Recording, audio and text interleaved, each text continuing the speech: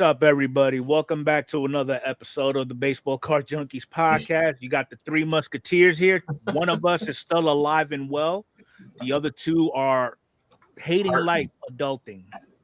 Yeah, but we're here, so that's all that matters. They're here. The good thing is, when I'm exhausted and tired, I get goofy, so it might be interesting. There you go. And he's trying to tame that goofy with a Yingling. So y'all know how that's gonna go. It's not going well. Yeah. So we got Canadian Card Breakers with us. We got Stuff Geeks Rips. We got Sean. We got Shaw. We've got White Sox Tom. Welcome aboard, gentlemen. Make sure y'all hit that like button for me. See who else we got here. Dom just jumped in. What's up, Dom? Holla. All right. We got RMF. Real motherfucker, I guess. Sure. All right, so get to the nitty gritty. All right, so upcoming releases. So we've got Topps Tribute coming out April 23rd. Okay, now Topps didn't announce it because normally they put their releases on Twitter or whatnot, but I went searching the big three distributed stores, and a hobby box of this is going to run you a low price of $749.95. It's a deal. Okay, so help us out. Yep. Then we have on the 30th of April, we actually got two of them releasing on the same day. The first one being Topps Chrome Black 2025. Again, per Dave and Adams, they're running $250 a pop. Per Dave and Adams, okay. Per Dave and Adams, yes. Yeah, gotcha. Also on the 30th, Topps Heritage. And this one is also per Dave and Adams. They're selling it for $140. Are they still on Topps? They were this weekend. They were $109 pre-order. I think they were sold out when I went on to Topps today. Okay. Because that's going to go back to the old format. It's not going to be like high number. I appreciate the donation. Now I know who it is. Put it towards the hairline fund. Whatever. And then the last one, this is actually a pre-order. So this is going to be the EQL 2025 Bowman Baseball. Yeah. That kicks off on Wednesday at 12 noon. That's good to hear that it's the EQL. At least you have a shot. Yeah. All right. But just so that everybody sees what I'm talking about. Okay. So got the 25 Bowman pre-order, 8 cards per pack, 24 packs per box, 1 Chrome Auto per. Hobby box to be determined on price. That's the only thing that they released according to Topps. Everything else is all from the big three. Okay. All right. So take that with a grain of salt. All right. Now we're going to go ahead and get into the weeds of what's been going on in the real world of baseball as of late. Somebody make this make sense. Vladdy got locked up for 14 years at $500 million. My first question is, what has he done to deserve that? I don't know. I got nothing. Here's why. The money's crazy. Bring up as a reference. Yeah. Okay. This is his resume. Four-time All-Star, home run derby champ, which doesn't count towards anything. 2-time Silver Slugger, Golden Glove, All-Star MVP, which doesn't count towards anything because that don't help you when it comes to getting selected for the Hall of Fame. Yeah. Okay. Well, he's a great player, number one, but is he worth that kind of money? So what does that math work out to? 14, carry the one, 70, $182 million a day or something? I don't know. Yeah. I don't know. I can never wrap my head around these contracts. Yeah, it's 35 mil a year. Yep. So yeah, go ahead. Based on the money that we're seeing with these other players, I don't know. You got to remember the Blue Jays were always in the mix of every big player. When Trout wasn't available, well, we're talking to Mike Trout. Well, when Soto's available, well, we're talking to Soto. You ever notice that about the Blue Jays? They were always in talks with a lot of these big potential signees, and Right. never worked out. I do love that it's a hometown guy, meaning he's going to be there for his whole entire career, or unless they trade him in a handful of years or whatever. But that's very unlikely with the size of this deal and the length of this deal, because no one is going to be worth $35 million at that age. This is one of the big. Neither will this guy be. This is one of the big reasons a lot of these owners and a lot of players are calling for a salary cap, because I tried to compare him to other first basemen who debuted the same time with him. I only found one, okay, Pete Alonso, but he was a bad example. So I went with somebody else, same rookie class, just a different position. Sure. Where does that the DH? Jordan's numbers compared to Vladdy, he has more of a chance of getting that big contract than Vladdy does. Mm-hmm. Yeah, well, here's the thing with Jordan, primarily DH now. Does the first baseman position warrant the extra cash? I don't know. But $35 million, when you really look at everybody else, I guess it's a good deal. But the $14 million or 14-year length of this deal, no. Here's his stats going into the season. Okay. Yeah. He's damn near average. Okay, so he can hit the ball hard. First 2025, but everything else, he's a great player. 14 years is too long. Mike, do you think 14 years? You look at your Harper. I think it's too long for anybody. It's just too long in Enfuego. It's is. Just too long. I agree with you. It's way too long. I mean, he's 26 now. After 14, he'll be 40. Listen, it's not our money. Look at someone like Jeff, who's a Blue Jays fan, right? Okay. He's ecstatic. He's probably happy. He's like, great, we don't have to deal with this anymore. We got him locked up. Let's sign some more people. When it's not your money and it's your team, this is awesome. So I'm happy for Jeff. I'm happy for the Blue Jay fans. I'm happy that he's not going to a worse team. Jordan's locked up till age 38. Oh, I didn't know that, Sean. So he still has 2 years of fondling around. Yeah. Well, again, the money's crazy these days with these deals. I don't get it. Because I mean, before we even kicked this off and you jumped on, me and Mike were looking at his dad's damn salary.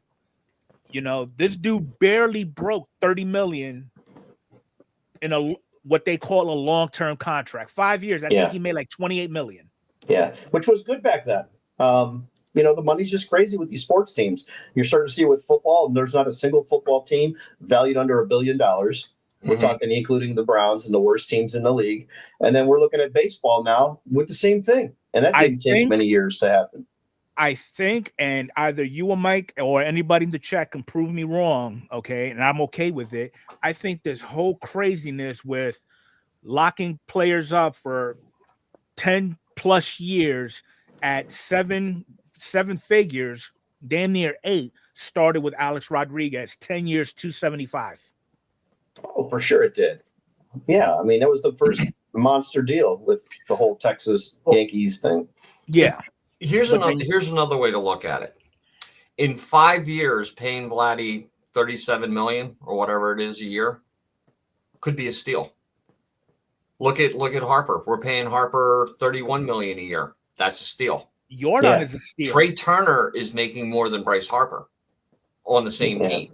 Yeah, it's a good point. Here's another way to look at it too, Mike. There's a lot of ways to look at it. Signing these young kids to these big extensions, like Jackson Merrill just got 9 years. He's had one good year. He's a rookie. He's had one good year in the start of 2025. So that's also crazy. As much as I like Jackson Merrill, and I think he's going to be great, and I've always been high on him since going into this year. Let's be real. That's crazy. Giving a kid 9 years that you just saw play one good year. Your rookie of the years or runner-ups we've seen that have fizzled out. Now, the one Phillies thing did that with Scott Kingery. They signed him they gave him a 5-year deal after one season, and he was a bust. Yeah. One thing I will say, at least the Blue Jays didn't snatch somebody up long-term before they even put on a major league uniform. Yeah. Yeah, that's true. We're seeing a lot of that too. Yeah. So as crazy as this deal sounds, it's not bad. It's just the length of the deal. As an owner, would I rather have given him $40 million in 10 years or 45 or 41? probably I'd feel more comfortable because of his age, because nobody in 14 years is going to be worth this kind of money. However, in 14 years, $30 million is going to be chump change. Exactly. So I would hate to see what the damn extended contracts look 10 years from now. Yeah. 30 million is going to be a signing bonus for somebody. And here's another thing too. We don't know. I mean, Jason Dominguez signed up for $5 million as a signing bonus. Yeah, right. He was a kid. He was literally a kid, 17 years old. 17. And what did Jackson Holiday sign for? Close to 10? He got a big bonus. It's probably eight or something. 8 or 9 mil. Each team has a small pot of money when it comes to international signings. Oh, okay. Yeah, but he was a local kid, but still got a big bonus. But they're signing some of these international kids, 15, 16 years old. Yeah. Soon it's going to be grade school. With your draft order, too, where you're drafted. Soon it's going to be an 11-year-old signs with the Yankees for $400,000. You're like, kid's still riding a bike around town. I would love to see scouts at a T-ball game. Gone through puberty yet? Oh my God, it's bad. Well, all in all, congratulations to the Jays. Yep. I'm pretty sure there's 29 other minds that would have thought otherwise on how to spend that much money on one single player, because I believe with this signing with the Jays, it's probably going to cause a domino effect. Mm-hmm. Well, here's the thing. There's not a lot of players left. His deal didn't have to get done until the following year. He just wanted to get his wrapped up. Now, someone that did wait very long time and was down to the wire and watched everybody else where the chips fell first was Pete Alonso. So I'm surprised he still got that deal. I'm surprised he got that deal because of how small of a deal Pete Alonso got. I think the worst one to wait to the very last minute was Machado. Yeah, but we're talking first. I'm just trying to stay in line with first baseman. That was the same year that Harper got his deal, and they were both very late. They weren't signed until February. Yeah, right before spring training. Well, hopefully this extension will force the Jays to be more of a competitor, because right now they're in a tough division. Yeah. So hopefully it works out for them. Yeah. All right. So there was some shenanigans that happened recently with PSA and GameStop. More GameStop than anything. Surprisingly, huh? Right? Shocker. So check this out. This is Terrapin Cards. Okay. And this post was done 2 days ago. So he got a call today from his local GameStop letting him know that his submission of 9 cards had a problem. But somehow his card submission reflected only 6. However, 9 cards were scanned in. Just so happened that 3 of the most valuable cards in that submission never made it back. So back and forth with customer services, no answers. Okay. They was going to offer him a payout for his 3 cards that were missing, if you will. Okay. No mention of his other 6 was brought up, and he wasn't going to be rushed into an instant payout. So when he tried to call back, he was put in a queue, never called back. His emails were sent out, never responded to. Store said that his other 6 cards were on hold and could not be released until they heard from higher headquarters. So the question lies, who stole the cards? Has this happened in the past to others? Who knew enough to remove the 3 best cards? Was it the USPS? Was it PSA? GameStop? Now he's pissed off, rightfully so. They were part of his PC. He wasn't trying to flip them. All right. He's got and they're all basketball cards, mind you. So just erase the basketball, put baseball into it. So there was one card that was numbered to 5 that's been posted on his timeline, and he's galling about those 3 cards. All right. So basically, if you've gone through every avenue of approach on trying to get this rectified, what would be your next step? And that's for anybody.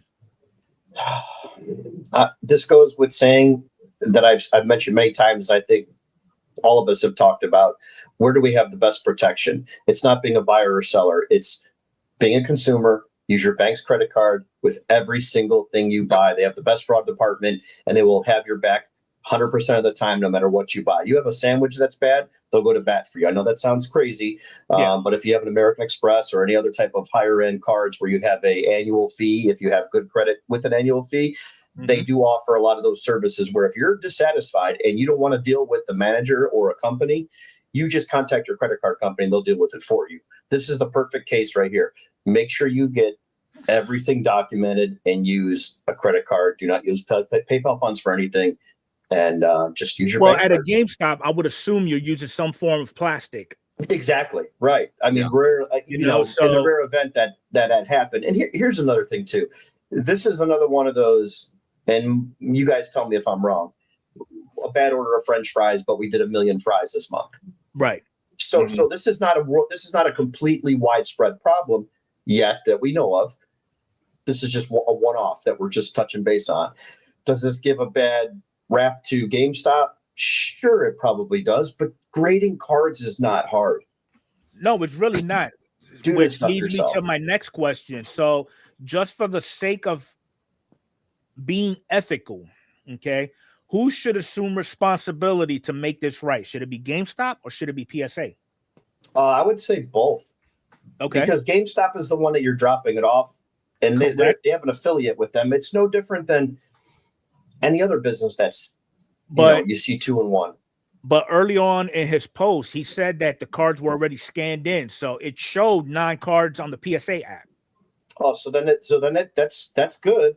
But is that saying that PSA doesn't have the other 3 cards, or these 3 cards?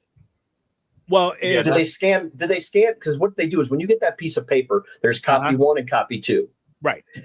You fold them both up. You keep your copy, but the copy 1 and copy 2 goes in the box with the cards. Most of the time, they open that pack up. Do they bar scan that card right there, and it shows 9 cards? Then they open the package and say, "Wait a minute, there's 6." Who noticed the problem is what we need to find out here. Who was aware that there was 6? Yeah, that's a good question. Here's a question at your response, Arnie.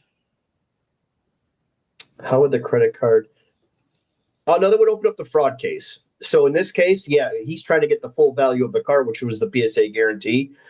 But this at least opens the case to have your credit card company go to bat for you, where you don't have to deal with it. It opens up a fraud case. I mean, I agree, but in this case, I don't know about the value for value.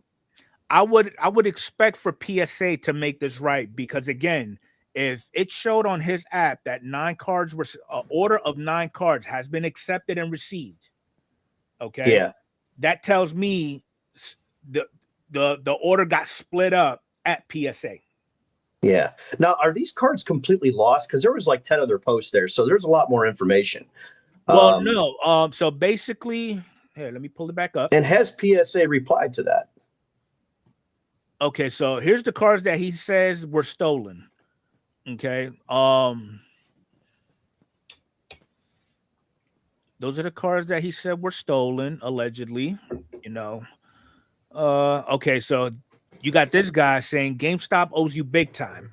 Obviously, he didn't read everything. Yeah. Well, yeah, but still have those posts. Okay, GameStop steals cards all the time. You will never hear back from them. Sue.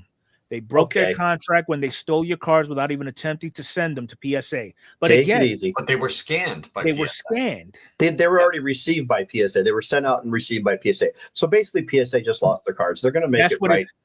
It's what it sounds like to me. So here's an example of that. Okay, so Adrian had purchased a couple of cards for me for my birthday. Okay, and I know Adrian's in the chat, so if I twisted the story a little bit in error, please correct me. She sent some cards to get graded for me. One of them was a J-Rod atomic die cut of something. I forgot what it was. They misplaced that one, and she reached out to them. They identified it, and basically, to make it right, they looked up the value of that particular card and refunded her the value of that card as I'm sorry, we screwed up. It's great. That's all you can ask for. Things happen. You know what I mean? You'd hope that that's what happens here. And it's quick that other people are quick without even reading everything and reading it in its entirety. Automatically, they're quick to place blame. Mm-hmm. Okay, so Jeff is saying both are responsible. It disappeared while it was in their hands, and I hope they would be paying for price of card, not just the price you paid. Well, I do know that PSA will go off of the value of the card. Let's just say they damaged the card or they crimped it while they were encapsulating it or something like that. they will go off of the value of the current card. Yeah. But yeah, I don't know. And again, is this something that we've seen multiple times? Is this an ongoing issue? Is it going to end? Probably not. So it's just hope for the best and expect the worst. All right. So in the past couple of episodes a while back, PSA announced that they're increasing their grading prices. Now for value, bulk is $20 a card. Okay. So not only did they increase the grading fees $1, they also tacked on another 20 days. So now you're looking at 65 days, business days, mind you, for a turnaround, because not only PSA is feeling the backlog pain, all the other companies are doing the same thing. So saying 13 weeks. Yes. Jeez. Okay, so there you go. So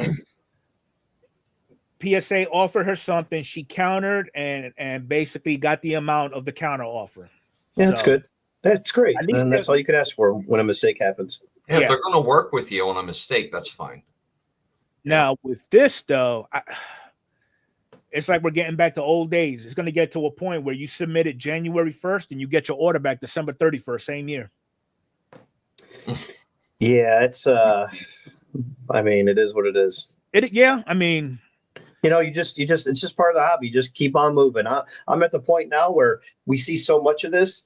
And maybe, Adrian's got a good point here. It seems like it might be a good time to hold off on grading. I mean, for me, if you're expecting your cards back quicker, send it at a higher rate, because you have to sell a card, move a card at a show. You got an upcoming show to go to, the national, you want to liquidate some cards, whatever it is. If you're grading for your PC, who cares? Set it and forget it.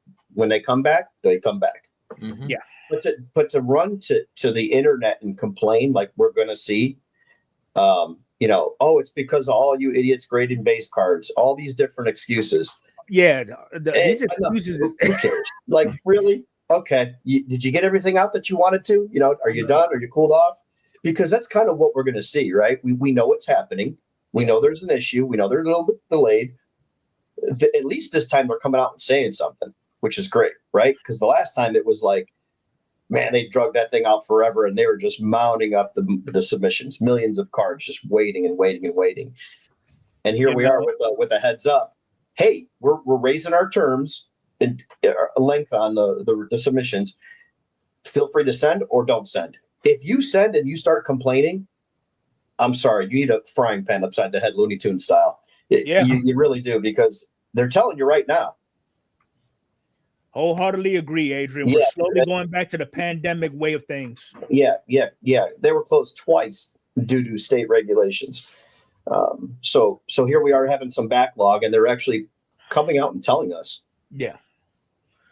Well, we'll see if all these companies get it together. I mean, we learned last week that there's actually 3 graders per submission. You got your 2 juniors and your 1 senior in case there's any conflict. So how about Mike that doesn't grade anything, but he buys graded cards? Mike, what can you compare this to in a business sense, that going to a store and we're out of something and people will, do you know if they're getting any in? Yeah, they'll probably be here in a week or 2, but no guarantees. Okay, thank you. It's real simple, right? You just move about your day. Yeah. But these guys will harp and dwell on this because they have the internet at their fingertips and they have an outlet to sit there and bitch and complain is what it is. And they go off a hearsay. Well, I got mine in 30 business days. Yeah, it's like, good for you. Good for you. You did good, but everybody else did. Yeah. I don't know. I don't think that people understand, like, when it comes to like a retail store or something like that, how much product has to be produced on a daily basis just to keep a store full. One item. How about this, Mike? Look at one item. Look at I did the math on one item. Okay. Yeah. There's so many things. I just looked at avocados, 60 avocados in a case, right? 240 avocados. Say you sell 4 cases a day. 1,500 Aldis, right? And we sell more than that. It's 320,000 avocados a day that have to come into just Aldi, just one chain, not to mention all the other chains. So how many millions and millions of things are being produced during the course of the day? And you run out of one item, and that person says, you ruined my day. Now, there's a lot of things that go wrong. Now, there's a process that you have to go through before the consumer gets their hands on it, right? You got to account for whatever comes off that truck. Oh, absolutely. So, absolutely. Yeah. Everybody's all about the hurry up, but in reality, you're going to hurry up and wait. Yeah.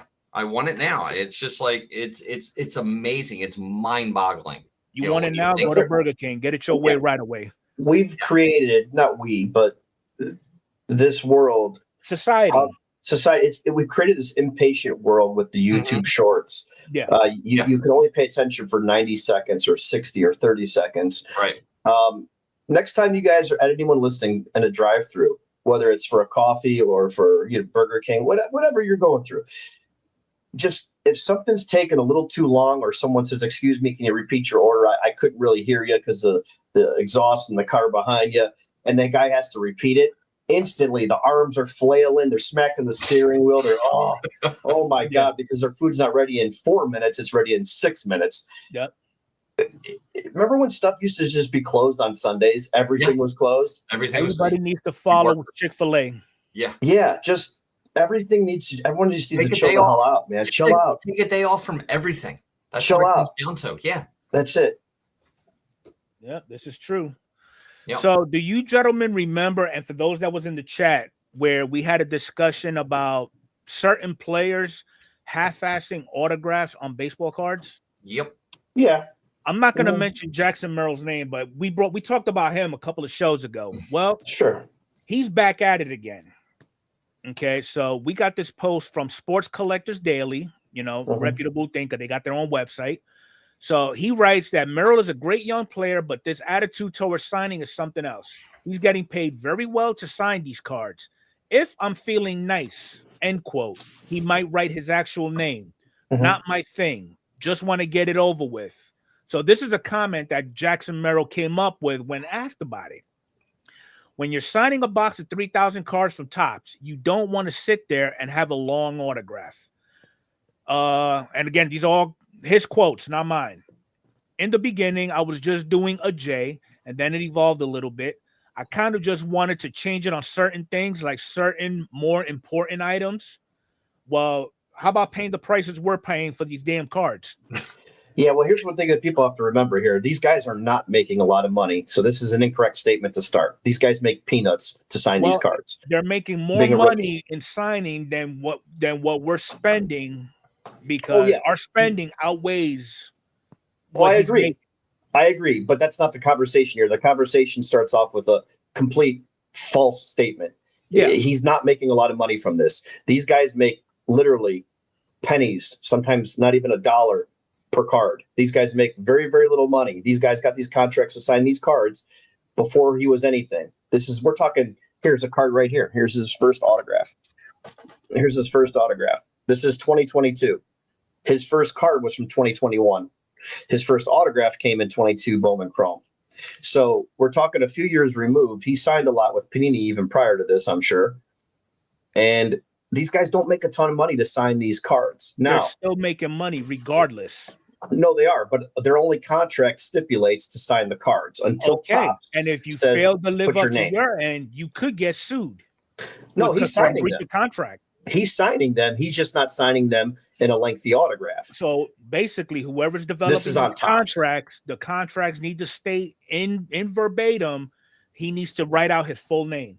Well, yeah, listen, Jackson Merrill is not the only guy here. The reason Jackson Merrill is a hot topic because he speaks up and stands up for what he says. He says, hey, I just don't want to do it. And good for him for saying it. We don't like the answer, but I'll show you many others that are out there that just literally put one letter or two initials, and it's not even cursive. I get that, but what message are you portraying to all these youngsters that look forward to a Jackson Merrill auto? See, I don't know if it's that deep, because I don't see this guy, saying no to a bunch of little Timmies. What are you going to tell him when you have an auto with a J on it? Me more than anything, I hate to see a bad auto. I love penmanship. I love a good auto. I love the way they look. I love when people take time. I look at that and I stop and comment on it. Let's dig a little deeper. So who put this guy's comment is directed at the wrong person. He needs to direct this at Topps. Topps has full control with the contracts that they write up. They've been doing this for 60 some years with the Topps cards and all these contracts of all these players just to get their photos in cards, right? So we're talking 1951 Topps and till today. So whether it's a photo of your card in your contract that you see at auction, sometimes you'll see a player's signature in an auction or in a contract for, hey, we're going to need you for 10 years signing X amount of autographs, and this is what we're paying you per autograph. It's pennies on the dollar per card. So then suppose Jackson Merrill tends to be the Colin Kaepernick of baseball. Okay. Where he starts a revolution where all these players just have the same mind state of doing autographs like he is. Then what? That's not Jackson Merrill's problem. If people want to start following somebody, he didn't start it. He didn't start anything. Everybody has a way of doing their signatures. These kids don't even know how to write. These kids from the Dominican can't even spell their name. They literally have a letter A in non-cursive and then a J, A and a J, A and a B. And it's like, what is this? This looks like because their educational system is not up to par like others is, that's a scapegoat?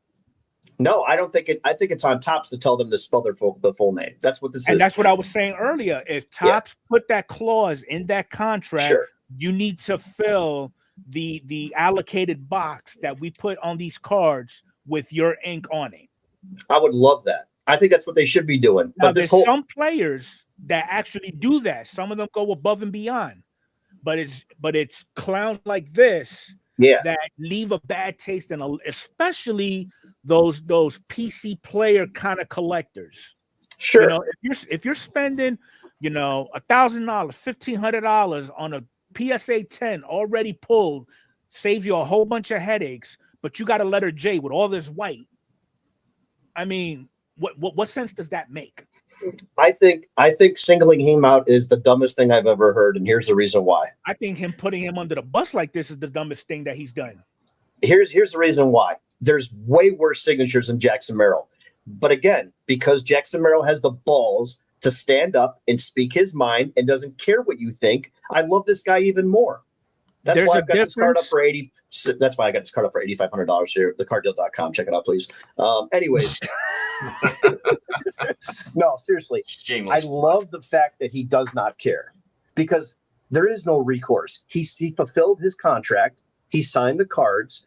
There's many people that do initials. There's people like Andre Dawson and old players that have good signatures. And there's players that have crappy signatures. And there's guys like Ryan Sandberg that looks like he closes his eyes and scribbles, but you can't pick out a R, a Y, a N, E, a S. You can't pick out anything, but that's the way he signs. You can look at all this in a vacuum and say, Jackson Merrill is the scapegoat here. He did a bad thing, but because he's speaking up. Okay, so just a caveat on what you just said. Yeah. The baseball dude 10 writes, everyone sit down and sign your name 3,000 times and then let me know what you think about it. That would suck, so I get it. Okay, rightfully so. I'll give you that. Yeah. Read the next comment. This is another sports collector's daily. Figures for a couple of hours work would probably ease the pain for me. Okay. How does he know a couple of hours? He has no idea what the contract is. We don't know what he knows. Well, I know. I've seen them for sale at auctions. These guys get paid sometimes 25. Have you been at a signing event where a Topps rep was there? No. I'm saying the contract for these guys get paid. Do you think these guys get paid like 30, 40, 50 bucks an auto? Trust me, know. It's under $1 sometimes. There's hold on. I hate to cut you off. There are some players where if you was to bump into them at, let's just say, the National or a big event like that, and you try to ask them for an autograph, automatically they're going to hit you with, I'll give you the autograph, but I'm going to have to charge you X amount of dollars. Right, and that's fine, but we're talking about a Topps contract. That's a contract, is it not? No, I'm talking about a Topps contract where this kid right here could possibly have been paid 25 cents per card. Okay. There's collectors that get paid under $1 per card. I'm telling you, these are contracts that you can go to eBay and type in player contract autograph and see if you can find some autographs. And you can read through a contract. These players make literally next to nothing. These guys were signing them when they were kids. This makes a little bit of sense from Shawn Michaels, not the wrestler either. They are required to attend autograph sessions, though I believe per their MLBPA contract. Right, but we're going down all these different steps. The right where we need to start here, which is a big channel, is Sports Collectors Daily. Go back to the original post. They start off with false information, and that's what happens with the internet. Though, Arnie. We do know that for a fact. Sure. Right here. If I'm feeling nice, he might write his actual name, not my That's thing. what he said. That's Merrill's actual quote. Exactly. But read the sentence before that. He's getting paid very well to sign these cards. Sports Collectors Daily, don't know. You are 100% wrong. I don't know what Sports Card Daily knows. He knows. He would post it then, right? He's saying he's getting paid very well. What is he getting paid? That's what I would post here. These people make these posts for clicks. They have no clue what they're talking about. There's guys that Enfuego, there's guys that sign cards for like 25 cents a piece. I'm talking, let's take a 480th round pick, number 480 out of 499. Okay. Let's take the last pick of the draft. What do you think he's getting paid to sign a bunch of baseball cards? Do you think he's getting paid like Travis Bazzana, the number 1 pick? I'm going to go with no. Do you think he's getting paid like Paul Skeens? We're going to go with no. These kids are getting paid squat. Here's a challenge for you then, Arnie. I'll find a good contract so we can kind of add to this. No. Here's what we're going to do, okay? Go ahead, fire away. You are going to the National this summer, correct? Sure. If you happen to run into a baseball player, whether he's relevant or not, ask him, has he been obligated to participate in signing sessions, and what is the average cost of an autograph on a baseball card? And then when you get that information and we come back to do a segment, you could go ahead and let us know what your findings were. That has nothing to do with them signing baseball cards for tops, though. That's what I just said. That has no. Okay, here's one right here. Let's see. Here's a guy getting paid. Topps has paid me $75 per year in extension to sign baseball cards. $75 for the whole year for a no-name guy. Well, some guy for the Houston Astros. 30 Rose made more money signing autos than playing baseball. Yeah, here's a contract right here for $40 from some Astros player. This guy got paid. This is from 01. This guy got paid $75 for the whole year. That means you ship him a box of 100 cards. Do we know how many cards he was given to get that $75? What I'm saying is that what they think here when he says he's getting paid very well to sign these cards is the dumbest thing I've ever heard in my life, because everybody that collects cards that has a little bit of knowledge and does a little bit of homework knows that these kids do not make money, a lot of money, to sign baseball cards for Topps for their product. They do not. Would you stick by that statement if it was somebody as low as, let's just say, no offense, Mike, Hans Kraus, compared to, like, he was going to say Jose Ramirez, I swear, or a Mike Trout? Do you think that same pricing per card applies for both? No. No. Definitely not even close. It's definitely based on the skill of the player. That's why I said if there was a 499th pick versus a first pick in Travis Bazzana, sure, it's going to be more because they're going to market the hell out of him. He's on the front of the draft boxes with him and Jack Haggs and stuff like that.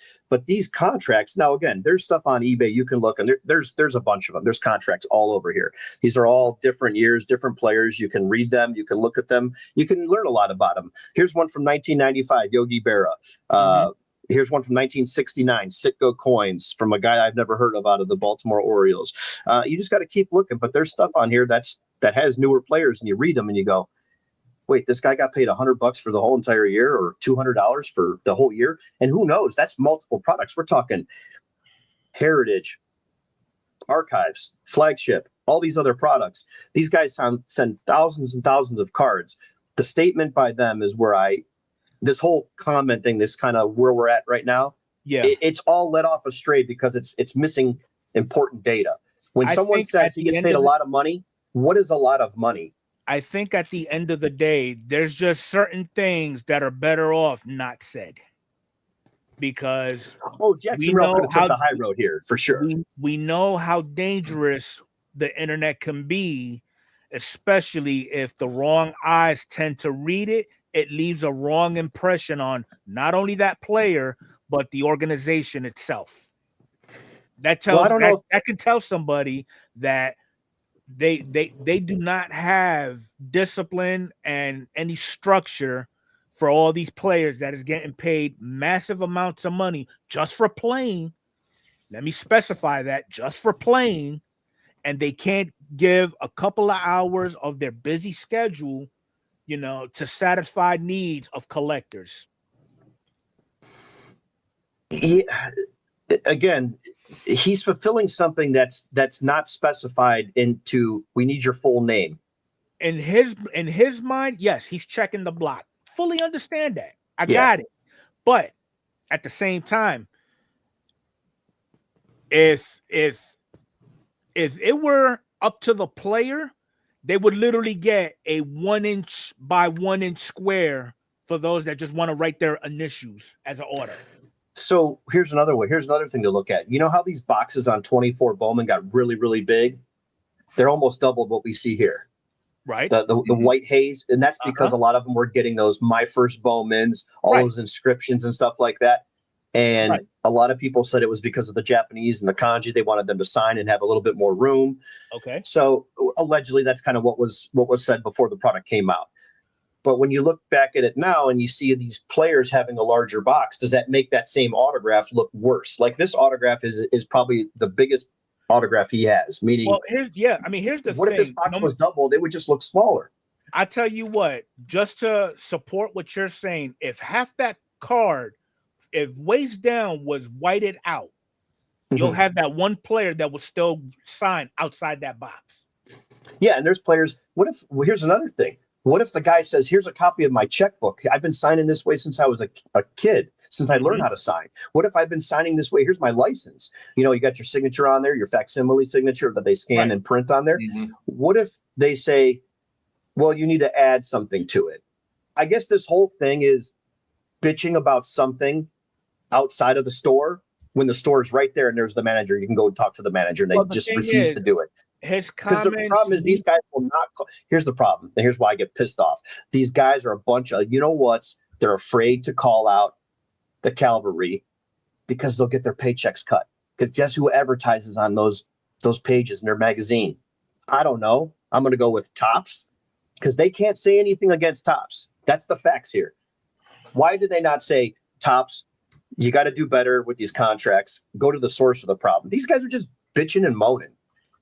Sports Collectors Daily is just complaining, in my opinion, when they have the source right there. It's called @Topps, @Bowman, @Fanatics, and then start your comment. This is not the first time this topic has come up. So again, because nobody is addressing it to the source. Go to the people that matter, that write the contracts, Topps and Fanatics. They got to go to the source. These are people literally complaining about. I don't see why they shouldn't, Ron.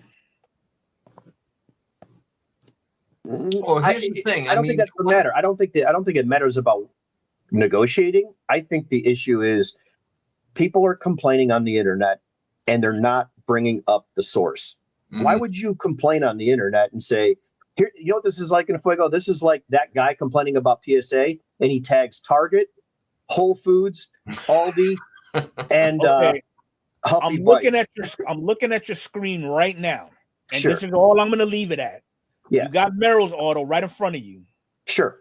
Look right next to that one. Yeah. There you go. Frankie Lindor. He's been signing this way.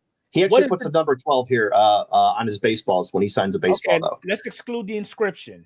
Sure. But look, Frankie's auto would be more accepted than Merrill's. Right. That is the only point that those that are making a big stink about it, that's their only argument. You got all this, but the argument is baseless because they're not directing this towards the right person. This is literally tagging somebody about furniture, and you're tagging McDonald's. It has nothing to do with it. You're talking apples to oranges. No, I'm not. I'm telling you the facts. Go back to that post. This guy is afraid to put @Topps because guess who comes down on him? Whoa, you can't be talking about Topps like that. This is all about money. You cannot poke the bear. You'll lose your cash. That's how it goes. These are facts. I'll bank anything anyone wants to put on it. Why would you complain to somebody and you have the source and the problem lies at one point? Anyone with a common sense brain goes, all right, how do we fix this? Well, let's contact 6,000 players in baseball through the minors and the majors. Let's contact them all. Or we can contact one company that puts the contracts together. Gee, what do you think's the best route here? I don't know. Team, what do you think? Let's have a roundtable meeting. Mike, what do you got? Who do we contact? All 6,000 players, or do we contact the elephant in the room? That's the problem here. Nobody's willing to stand up for what they post. They just want clicks. They're an article writing machine. That's what that is. That brand is an article writing machine, publishing stuff. How do you think we get our news? Well, yeah, it's all full of 72% complete stories like this one. The fact of the matter is, this is something worth taking a look at. Oh, I would love for them to do it. I'm not talking about from the collector standpoint. I'm talking about Topps and the MLB and sitting down. If it was really that big of an issue, I think it's an issue. I'd love to have a nice signature. I'm with you 100% on that side. The part I disagree and I get heated about is that these people that post stuff for clicks and they put these very vague statements out there, and then all it does is just stir a hornet's nest. And it's like, guys, Arnie, back up a bit. We've all had gotten into one of those modes where we let off on a rant and we just say what's on our mind without considering including our sources. We've all done you're a publisher. If you haven't done it, you're full of shit. I'm just saying, I'm not a publishing company. I'm not a publicist. I'm not a journalist, but you are. They're journalists. They literally have a long-term magazine, a long-time running name in the hobby. And the fact that they're not putting their name on stuff, that's Bush League. That's garbage. That's trash. That's trash content. And they know it. I'm just saying. You're a magazine, for Christ's sake. Sports Collectors Daily is a big deal.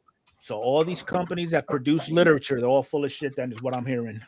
No, I'm saying right now, if you want a resolution to a problem that he doesn't like, this guy is going after Jackson Merrill for clicks. Right. Period. That's all I'm saying. And do you agree with that part or no? We both agree that his autograph sucks. Okay. Yeah. The little J, that's horrible. That's Bush League. That's garbage. It's trash. Right. Fix it. Do better. But can we both agree that statement should, if you want to get some legs and get some things done? I mean, I do agree with you. If you really want to bring attention, tag those that are involved. I got that. Sure. Okay. But that doesn't negate and it does not diminish the complaint off the hook. Overall. No, it does not get Jackson Merrill off the hook, or any other player for that matter. Have some pride in your signature, man. How many times have you sat there in school and just practiced your name on a signature pad or a scrapbook or on the back of your cursive in school now? That's a whole nother problem. So how do we get them to enforce any of this? Jesus. All right. So it's a great topic, though. It's a great topic because I'm with you on it. I love a good signature on the card. All right. So let's get into something a little more fun. Oh, I could have gone out and had a smoke break this whole damn time. Oh no, you're up now, Mike. I'm taking a break. I'm going to smoke. Okay. 15 most valuable baseball cards from the 1986 Donruss set. Interesting. Okay. Number 1 would be the Jose Canseco card. An estimated PSA 10 is valued at $375. Yeah, what's the pop on a 10? The answer is yes. I did not want to go through all that homework. Okay, so that's number 1. Number 2 is the Crime Dog at a PSA 10 at $350. Nice. Number 3, the Darryl Strawberry. He's at $150. And we got the Nolan Ryan at $140. And we're looking at this one here. I'm sure Sean got like 12 of them. Next up, Tony Gwynn at $140. And this is if they jam. It's all PSA 10. Okay. All right. Paul O'Neill rookie card, $90 for a PSA 10. That's what it looks like. Then you got a Kirby Puckett at $75. That's a big boy. He would have made it with $500 million contract. All right. Then we got a Big Cat rookie card without the accent at $70. With the accent, it's $50. Somebody elaborate on that. What they talking about? It's a little squirrely line above a letter. Okay, that makes sense. So they're discriminating against us Hispanics. Got it. Yeah. We're trying to Americanize you. Yep. All right, at $70.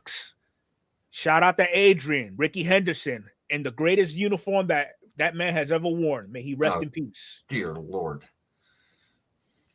Next up, he's always an A. The Chicken Man at $70. That is a good set. Really is. And then we got Balls. Damn, I can't even. He don't look like no Madden lead to me. At $55. His cap looks too small. He probably gets 70 if he had the mustache. Yeah. All right. Shout out to Dom. At $50. Roger Clemens. Oh, here we go. Hold up. Is he in here? Not yet. He's probably lurking. Oh, he's here. He's here. He's made his presence known. Cal Ripken at $50.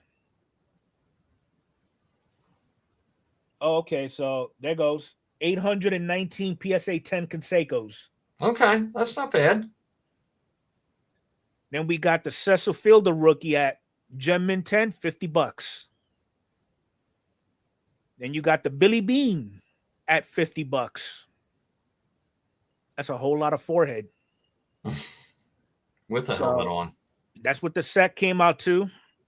So it was pretty fun. Diamond Kings are numbers 1 through 26. Rated rookies 27 through 46. Not bad. No. All Or right. he's probably looking up the price of that for a break. Yeah. Now, this one don't really call for a debate. This is just something to get your eyes on, and I think it's pretty cool. So, in 1,000 games played, both Judge and Babe Ruth had the same amount of home runs in 1,000 games. So that's pretty awesome. It is interesting. You don't see stuff like that every day. No. So a box of Donruss will set you back about $250 for that year. Okay. That's not that bad. In today's prices, no, it's not that bad. That's what I'm saying. Considering the checklist, no, it's not that bad at all. All right. So for baseball, okay, just a recap on all the series winners from this past weekend. I think Arnie went out and had a smoke after that conversation. We probably did, but you know what, though? What don't kill you make you stronger. And it will kill you. All right, so looks like the Nats got the win. Red Sox got the broom. Phillies won. Of course, the Yankees are going to do what they do. Then you got the Mets. Rigged. Split between the Braves and the Marlins. Detroit took it over the Sox. San Fran slapped up Seattle. The A's beat Colorado. The Rangers over Tampa Bay. The Cubbies beat the Pods. The Brew Crew, they shut down Ellie. All but one game. Astros. What was that? All but one game. He had one good game. I think it was Friday night. And then you got the Royals coming out on top against the Orioles. So not bad. Not bad at all. All right. What else we got going on here? So for those of you, even if you don't collect the Rockies, if you happen to have this young man's card, you may want to start considering bringing him out because he just got the call. Zach Veen. Got a bunch of them. 9th overall in the 2020 draft. I'll see what he does in the bigs. Yeah. Hopefully he doesn't pull a Jackson Holiday and chokes after 2 games. Well, considering it's been 5 years since the draft and he's finally made it up. You know, got to take a look at his stats in the minors. Yeah, Arnie's fantasy league. we should incorporate Arnie's fantasy league in here for a 5-minute segment. Here's one that I'm having a hard time wrapping my head around. You have a hard time wrapping your head around a lot of stuff. I'm gonna take that with a grain of salt. Yep. All right. So apparently, he is the new face of MLB. I don't see how. Who is the new face? I'm looking up Zach Veen's stats. Bobby? Yeah, Bobby. It was this card particular was just graded. Okay. And it came back a 10-10. Oh, wow. So he's not off to the start that everybody has expected, but he's slowly starting to pick it up. Whereas I know other players, Julio, who's already got a head start. Okay, here we go. The Bobby Julio discussion. Oh boy, what happened? I just heard Bobby and Julio. I'm back. Well, Tops is saying Bobby Witt is the new face of MLB. I disagree. I think the face is going to be Ohtani for quite a while. Yeah, I mean, what is it? Does MLB said that? Is that for like video games, or is that for like the they're cover? They're saying that because this particular card was just graded at a 10-10. Okay. Because I guess it just surfaced. So Very they're basing this, I guess, off of last season's performance, which I'll give it to him. You know, he had a stellar performance, but we all know who's the big dog around the diamond. That's all I'm gonna say. Okay, moving right along. Enough of the Bobby. Now, for those of you that are going to the National and you plan on getting some stuff graded, it is highly advised, if you want to get the maximum value for your cards, okay, you go out there and you wear this shirt.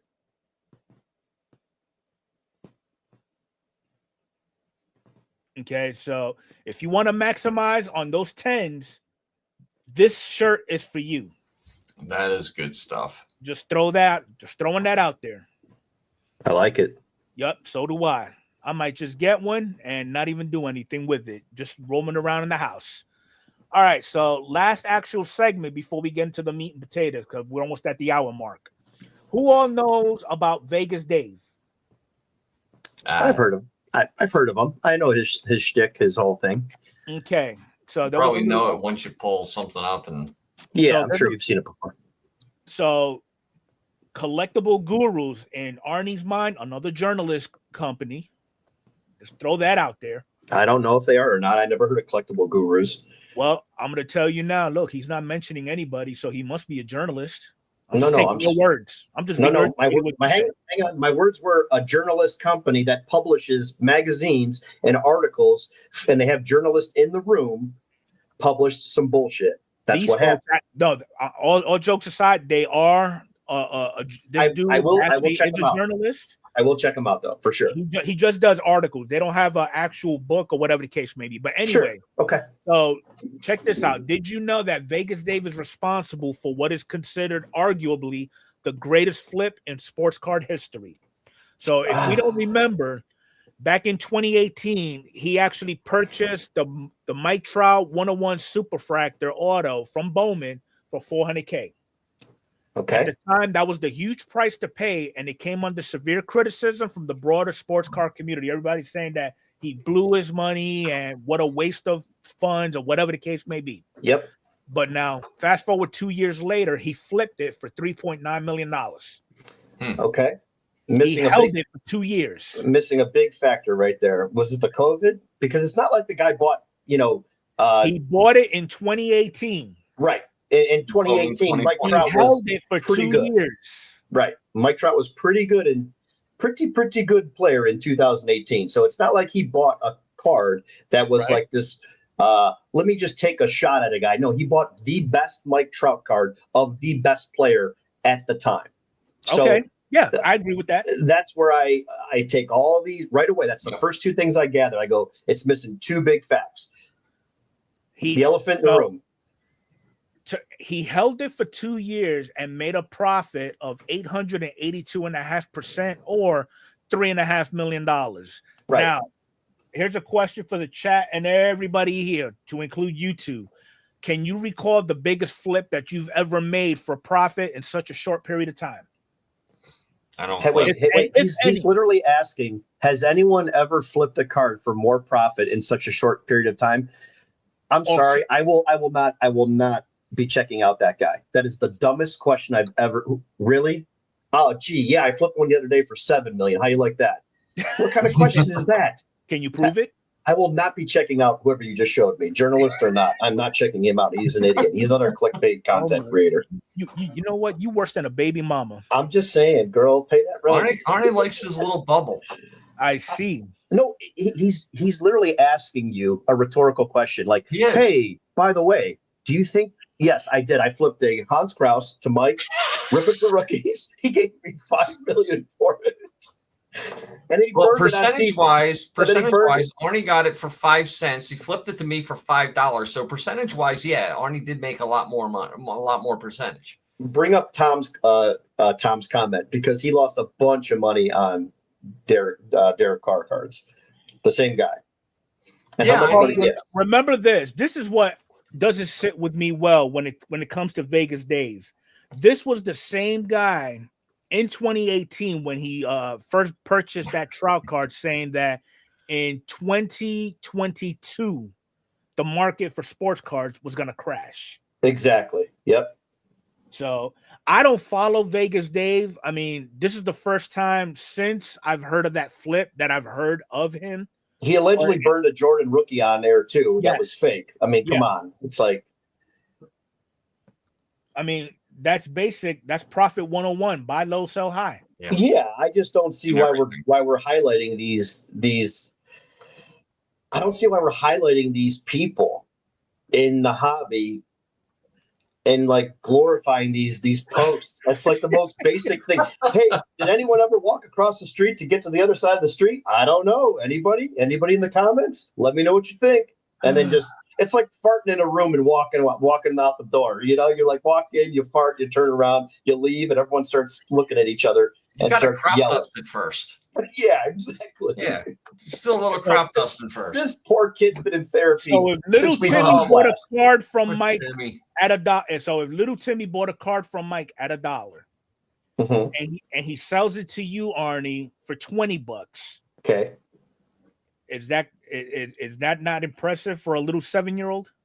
Wait, I don't know. I don't know who to yell at, Mike or the kid. He's probably going to yell at me. All right, so the kid was just doing what he thought was right. All right, cool. So we're at that hour point. So this last part of the show, we've talked about how to conduct ourselves at a card show, what type of material to bring, how to go about giving you a basic idea on how to navigate throughout a card show, picking out what catches your eye, how to make purchases, how to do your negotiating, so on and so forth. Okay. Now, what I wanted to present to everybody today was while you're at said card show, because I know Mike is getting ready to go to one, Arnie is going to probably see these 5 personalities at least 4 times over because he's going to be on the vendor side. So, I mean, we'll see how that works. So, yeah, this is going to be fun. The first personality, and let me make this a little bit bigger. We got the overbearing negotiator. Basically, my definition and behavior is aggressively pushes for unrealistic discounts. And we'll go through these one at a time. So, you ever run into somebody or see somebody, instead of, the vendor is doing customer service. Hey, how you doing? How's your day going? Oh, it's going good. What's your bottom dollar for this? How are we dealing with that? Well, since Mike's going to be buying cards, he's going to be attending his first show with a budget and some certain cards in mind. I'm gonna let Mike take this one and see what he thinks, because I think that's going to be a big tell here, because he's actually preparing for a card show. Yeah. Well, I'm just going in and I got the early pass. So the first hour, I'm just going to take like an overview of everything. And there's certain eras of cards that I'm targeting. I'm targeting the 60s and 70s cards. Okay. And I'm just going to take a look at the tables. And since it's mostly Phillies cards that I'm looking for, I'm assuming there's going to be a ton of Phillies cards there. And just start talking with the people and, getting to know them a little bit before I actually start making purchases. And I'm not there to buy if I walk out of there with no cards, that's fine. Okay. But I would like to make some purchases on some cards. And if I can, talk to somebody and say, hey, you know what? Okay, I need this card, but it's like the price is just a little bit too high for me. What if I buy some other cards? Would you be able to negotiate on that? I'm not going to go in and say, okay, what's your lowest price on this card? Because there's a way of doing that without deliberately saying it in that context. Yeah, but most people, if somebody came up to me and I'm selling a card and somebody says, what's your lowest price on this card? and the card's $50. He's like, yep, that's it, $50. That's what I'm selling for. That's my lowest price. So I'm not going to be that kind of guy going in there like that.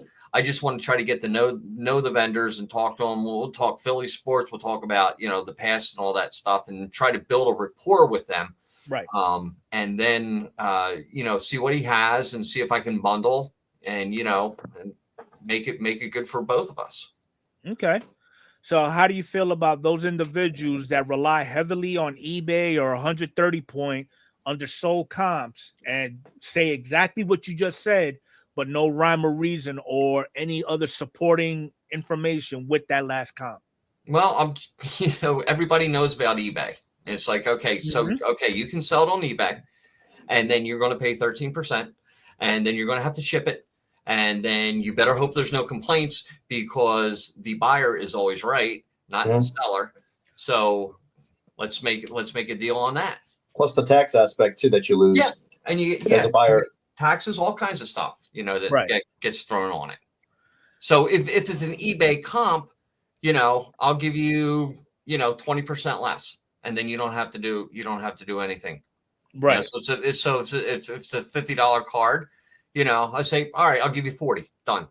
Now, I have seen when I did go to card shops at one point, and I was trying to pick up something, and it was like maybe 10 or 20%, maybe 25% over recent comps. I would explain to the vendor and show them, look, the last one sold for this much. And basically the rhyme or reason why this vendor had his kind of inflated was, if he does find himself in the negotiating aspect of it, eventually he'll end up getting to where his price will be at comps. So that can be a blessing and a curse at the same time, because it's more of a win for the vendor and stagnant for the buyer.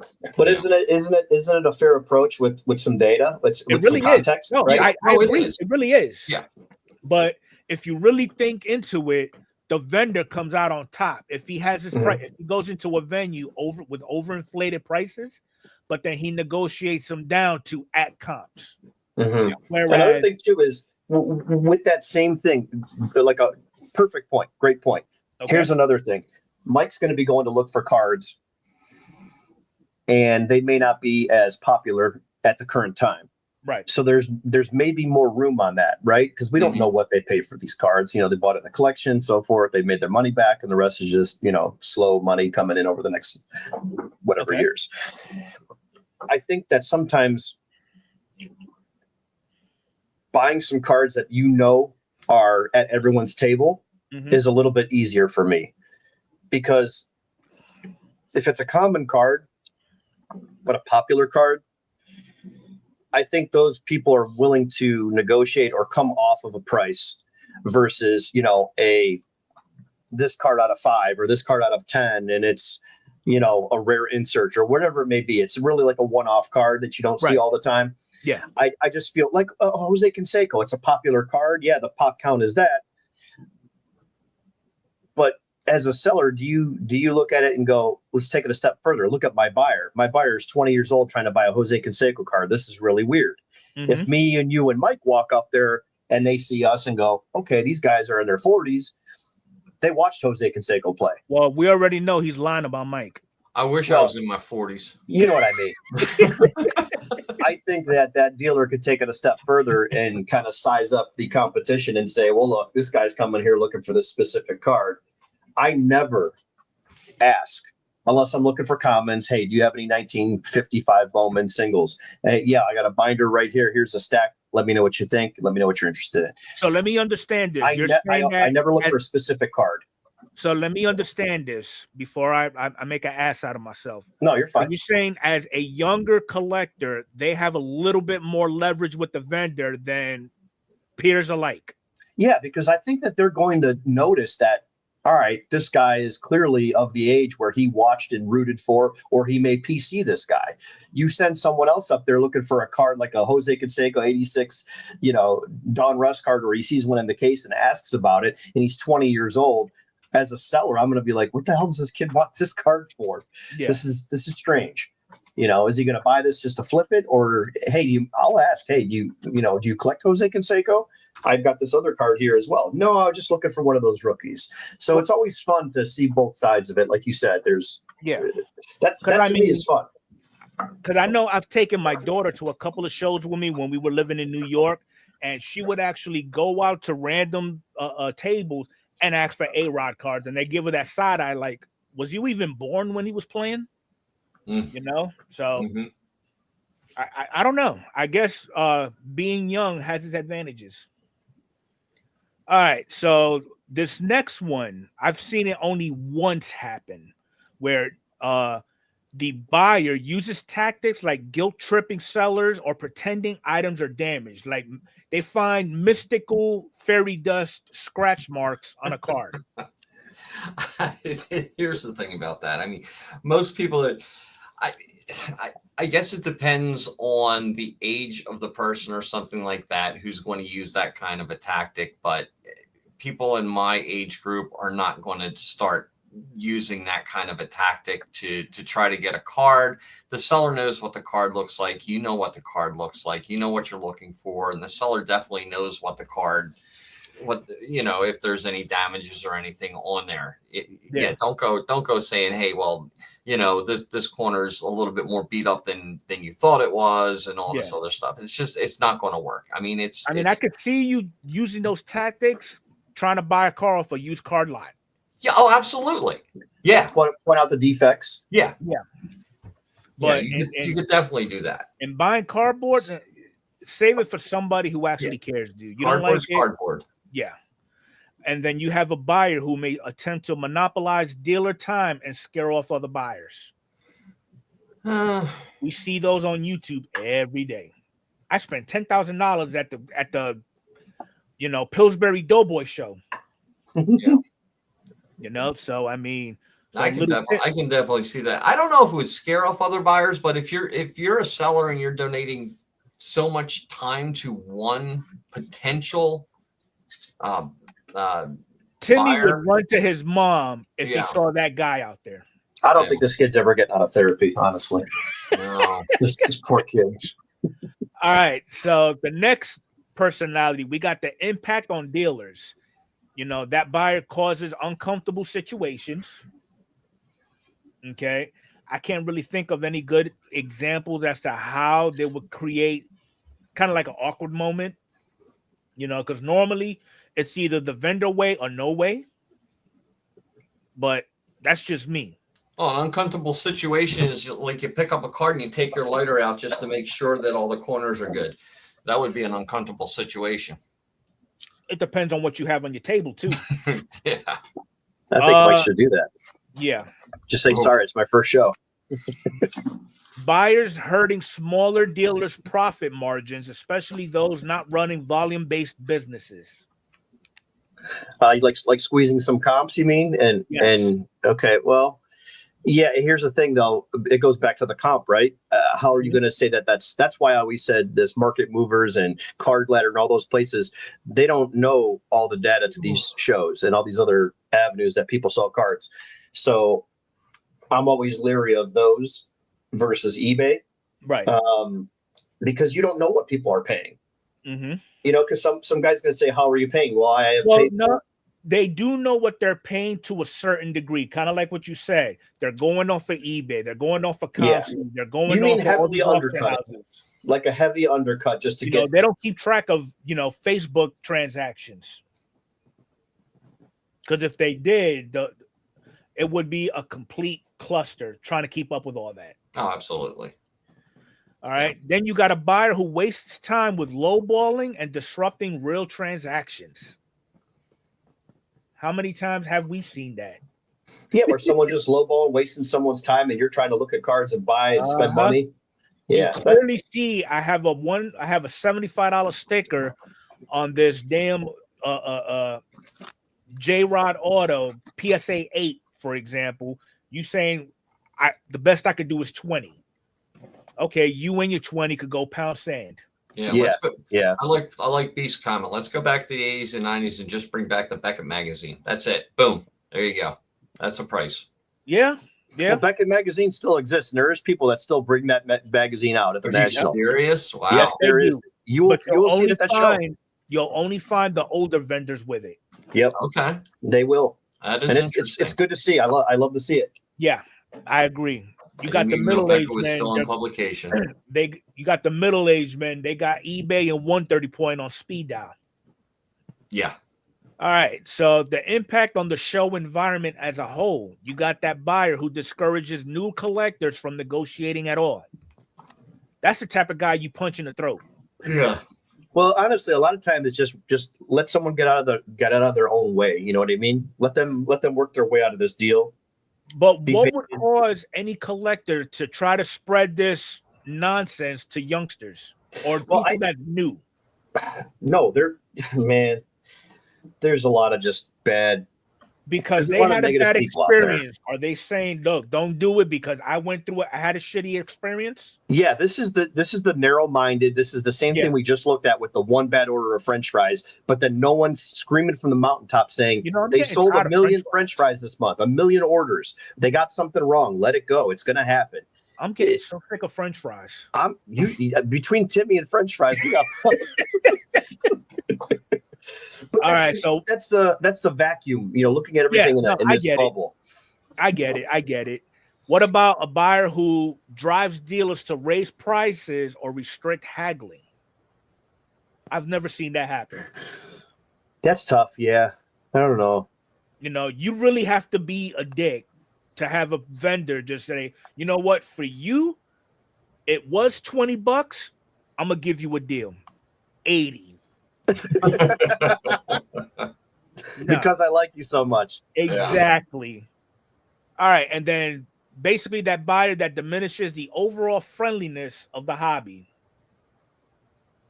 So basically, you are that one bad apple. You get that grumpy old man. Yes, and you want to ruin it for everybody else. So I guess going into a lot of environments, selling cards, I have to know that somebody wants to get it for the best price. Yeah, that's my job when I'm buying. That's your job when you're selling, is to get the most for it, sell it at a fair price. But then you bring in all the other stuff, like you mentioned. Do you want to build a relationship? Do you enjoy the haggling? Do you enjoy the art of the deal? A lot of people like that. I personally like the whole process, as long as it goes well and we end up getting somewhere. But there's nothing wrong with walking away and just being like, hey, we just didn't get it done. There you go. Makes perfect sense to me. But just because you have a bad experience, don't rub it off on everybody else, especially those kids who, their moms or dads or maybe even both have been busting their ass just to get this kid into the hobby. Yeah. Or on top of that, this kid's been saving his money for the whole year, doing chores or cutting grass or whatever it is. Excited to spend it at their first card show. This has been on his calendar. He's going with his dad, his mom, his sister, brothers, his friends, his neighbors, whatever it is. Like, you don't realize that if you just sit back, grab a drink somewhere, sit at a table, and just look around and watch the show. Just watch the noise. You know how you hear that noise at an amusement park, the coasters, the smell of the hot asphalt, the funnel cakes and all that. It's all this part type of the experience. Behavior I would expect Sean to do by trying to advertise that the Astros is the best team in all of Major League Baseball. Which we all know is far from the truth, but that's another argument. But yeah, if you have a bad experience, learn from it, figure out what you can do better next time. That's simple. All right, so for solutions and proper negotiation tactics, we touched on this one very briefly. Use respectful languages. I'm sure we all can come up with 5 different other ways of saying what's your best on this. Mm-hmm. Mm-hmm. Okay, and working some type of negotiation with somebody in not as direct manner.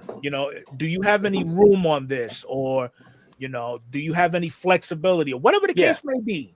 Research really helps coming out of left field. What's your best on this? Yeah, I mean, the best thing you could do is look up a comp, and if he's at 400 and you see it at 405, 450 to 320, and just say, hey, listen, I'd like to be at 350 on this. I've seen him as low as 320 and as high as 405. Any way you can get near my number? I think doing a little bit of homework on a deal Yeah. Versus asking about a card, looking in the case and saying, hey, okay, I see that. I'm going to go look it up real quick. And then I'm going to approach them. That's another thing we talked about too. Prepare yourself for the card show. If you got a specific card in mind, do your research. Yeah. Make life easier for both you as the buyer, the guy as the vendor. But when you set up your shop at that card show, Arnie, if somebody comes up to you with a tactic of, hey, what's your best on this? How low can you get on this? Yeah. How would you deal with that? Right away, I would, if I didn't have any room on the card, I would say I'm pretty close right there. Maybe I could do a little bit off if you grab another card or something. But Right. being $100 card, I'm probably going to stick right around there. Okay. Because I'm not going to have as much room on a card that has a smaller margin that I probably had to purchase, acquire, grade, and then resell.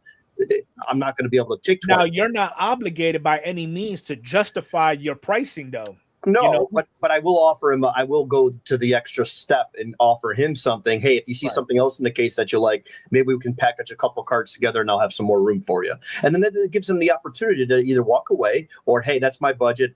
I'll stop back later, or hey, that sounds good. Let me look around a little bit, and I'll get back with you. Okay. See, that sounds more like some civil comments. Yeah, I just treat people like, don't be a dick, man. That we said it in the pre-chat. Yeah. Just treat people good. Things will work out. Now, as a buyer, if it doesn't work your way, be prepared to just walk away without arguing. Some people like that confrontation, though. You know, they make it so uncomfortable for people. I'm actually one of them. I'm sorry, my bipolar kicks in, and I just, you know, that's all right. Listen, if you're going there I have a hard time believing that you don't go there with your facts in order and your no, there's times where I have a one-off. Okay. And it's that one time that puts its foot in my ass. Yeah. You know? Well, we're human. Again, you're human. You're not perfect. It's going to happen. It's an emotional thing. You're spending money. Usually spending money is emotion. It's filled really with emotion. Because you work for it, and I completely get it. Yeah. I'm not an angel. I'm going to say, yes, I have had dickhead moments. If I approached Arnie's table, I would likely be told about face, start walking off. Yeah, but the thing is, I would love to have that interjection because I think it would be fun. I get entertained by that stuff because you can kill somebody with kindness and turn that around, and then they could become your best friend. And they, you know what? Hey, listen, man, let's do a deal. You seem like a good ball buster. I like your attitude. Let's do it. And there's a lot of times that does work. And the thing is, people like me that's got bipolar and have no control over it, we thrive off of shit like that. Yeah, no one's perfect. You're right. Now, going back to what you said, Arnie, like you said, you got a card for $100. I could work something out if you pick up another card or two. Yeah, we'll work out a deal. So basically, offer a package deal to justify a discount. Yeah. Mm-hmm. And you could do that on the flip side. You could do that when you approach the dealer, like Mike's going to go and look for a certain amount of cards. Don't say anything. Just take your mental notes, put them in your phone if you have to. Hey, table 4 by the lemonade stand, case number 3. Dealer's name is, he's got a big name on his a stand with a big poster or whatever. Some people have banners on the front of their tablecloths. Whatever it is, take some notes on some cards if you're looking for a big card. Walk around a couple dealers and see if they have it. Hey, it's an expensive card, like a 1960 Topps mantle. You're going to see hundreds or if not thousands of those in a big show. Yeah, they're expensive, but they're not rare. So why don't you take notes on some cards you like? Hey, I like this SGC4, but I really like this PSA 5 because of the centering. I just don't know if I can afford it. And then you can make some mental notes or some notes in your phone or even on a pad of paper, whatever you do, and walk around the show a couple times. Yep. All right. So the last part of this segment would be respect the hustle. Not every price needs to be a deal. True. That should go without saying. Yeah. All right. Then we got the second personality, the know-it-all. We got 5 personalities going on here. Yeah. We're only until I thought we were done. All right. I'll be back. All right. So traits and typical behavior. You've got those that are constantly correcting others. He's got to have the final say because he knows it all. That one goes without saying because there's always one in every card show. Then you got the second guy who dismisses the collector's PC choices. Arnie, I don't like the fact that you collect J-Ram. He's a bum. You could do better than that. How dare you? Exactly. Or he'll be like me and use obscure knowledge to assert superiority. I'll pull some shit out of my ass. You gonna end up PCing somebody with a 500 credit score? Really? Come on now. The impact on new collectors. All right, so this makes new collectors feel unwelcomed or embarrassed or even timid. Yeah. It discourages people from asking questions or sharing their interests because they don't want to get roasted. Yeah, that's a big turnoff for people that are right next to you just listening in on a deal. The art of the deal, I think there was a collector's dream. Orlando was going around and I said, hey, Orlando, if you don't mind, I know you don't show the faces because, you know, you respect that and people in shows. But I do like when you kind of bump up next to a deal that's going on and just let the audio play. Yeah. I personally like to hear those interactions. I think it's good. I love that kind of stuff. Yeah, treat people well and help someone especially if they have it doesn't always have to be a kid, you know what I mean? It could be a guy in his 50s or 60s that's new into the hobby, or he's looking for something to get into that he hasn't been in a long time, or he's re-entering. He needs a hobby while he's it doesn't always have to be a kid. Just, you know, treat everybody the same. We're all going to a place that is fun, whether you're a car enthusiast at a car show or you're into baseball cards at a card show. Yep. Make it fun for yourself. Make it fun for everybody. Help people if you can, and you get the opportunity to. If you see somebody struggling and you think you know it all, share some of the wealth. Share some of the knowledge. Yeah, especially if someone's trying to work a deal, and you can literally help a dealer at the same time you can help a buyer. Exactly. And not be interjecting yourself where you're not wanted. You know, you're just trying to offer some honest advice. There you go. All right, then you got somebody who undermines the community first aspect of the hobby. You know, that goes without saying. That sums it up, yeah. It's not always about you, you know, because there's people that are going to be, that's collected before you, that are collecting with you, and they're going to collect after you. All right, so just keep that in mind. Ego versus education. There is a fine line between sharing knowledge and belittling others. Very, very distinctive line. Okay, I'm not going to sit here and say I know everything there is to know about my Yankees. Gradeworthy may know a lot more than I have because he's got a couple of years on me. Okay, but he doesn't throw that on me because he's got me by a few years. You know, there's probably some stuff that I know that he doesn't, or vice versa. Yeah, but that opens up conversation, and that's the biggest thing that I think a lot of people are so afraid to.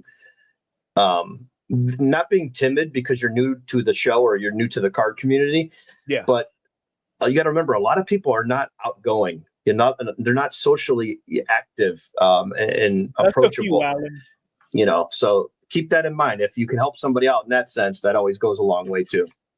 This comment here, it has collector's dream written all over it. Good educators uplift the community. Know-it-alls push others out. Yeah. Orlando is the epitome of this statement right here. If you've got something to say, even if what you're hearing is wrong, let the person talk. You're going to learn a lot. Absolutely. And then you got this last one. Many use knowledge as a shield for insecurity. Yeah, if they're coming off aggressive with it, like not giving somebody a chance, you know what I mean? And just one-sided conversations. I think that kind of goes into that previous statement you made. I like that. Because not everybody socially, some people just don't have it. You know, some people are afraid. They have anxiety, whatever. Yeah. You know, a lot of us tend to be introverts versus extroverts. Yeah. So, all right. So handling and transforming the know-it-all, you know, you could redirect that energy towards educating. And some examples would be YouTube videos, any articles that you may know of, some blogs. The live right here today, the comments, someone corrects us or puts a comment in there and offers some additional advice. And like Tom was talking about that seller, and he said, hey, what about all the Derek Carr? Because I remember that topic now that he brought that up. Yeah, that same guy invested in Derek Carr but lost. So yeah, so it's good to have, you know, many opinions and many suggestions in the chats too. Agreed. What about promote humility and collaboration? Just admit you don't know it all. You know, just be humble. Yeah. If you know, if you happen to stumble upon a conversation or a negotiation going on between a buyer and a seller, and there's some key information that you think may be deemed critical for that particular transaction, tactfully throw it in there. Maybe they both didn't know about it. Who knows?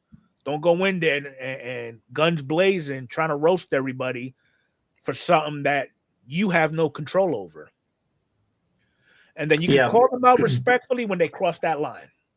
Mike may find that he may never want to buy a card on eBay again. He may love these shows and say, hey, I did so well and I'm done buying on eBay. I want to see the cards. I want to talk to people. I love this stuff. So that's a good way. And again, Mike's going to have to take the same approach where if he runs into a dealer that's kind of a dick and basically just gives up a bad vibe, but has some cards that you want, he's got to make that determination. Like, do I just bite my tongue here and deal with this bozo and get this card and get out of here, or do I just move to the next table? I'm probably just going to move to the next table. I don't need anything right away. That's the way I'm looking at it. And that's the best way to be. Yeah, I don't need it now.